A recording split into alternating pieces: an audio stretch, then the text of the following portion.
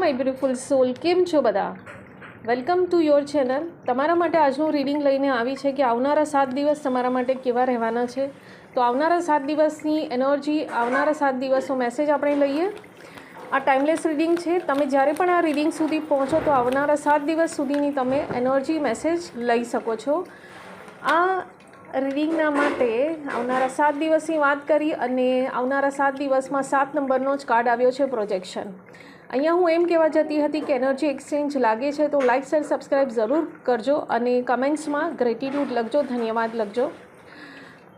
યા તમે 4x7 યા 7 લખી શકો છો, 7 લખી શકો છો. પ્રોજેક્શનનો કાર્ડ તમને એ મેસેજ આપી રહ્યો છે કે આવનારા 7 દિવસમાં તમારી સામે સત્ય આવશે, સચ આવશે. જે સચની તમે તલાશ કરી રહ્યા છે તે આવશે. કોઈ બી પર્સનના માટેનું તમે વિચારી રહ્યા છે, કોઈ પણ વ્યક્તિ માટે એનો રિયલ ચહેરો તમારી તરફ આવશે. ઓકે, તો હવે સચ જે પણ કંઈક હશે એ તમારી સામે આવવાનું છે. બીજો શું મેસેજ છે તમારા માટે? બીજો મેસેજ એ છે કે સેલિબ્રેશન. તો આવનારા 7 દિવસમાં તમે તમારા ઘરમાં કંઈક પણ સેલિબ્રેશન આવશે, ખુશીનો કોઈ પ્રસંગ આવવાનો છે, યા તમે તમારા લવ વન્સ યા તમારા ફ્રેન્ડ્સ સાથે કંઈક પણ સેલિબ્રેટ કરશો. ઓકે ઓકે ઓકે ઓકે બહુ સારું મેસેજ અહીંયા આવ્યો છે.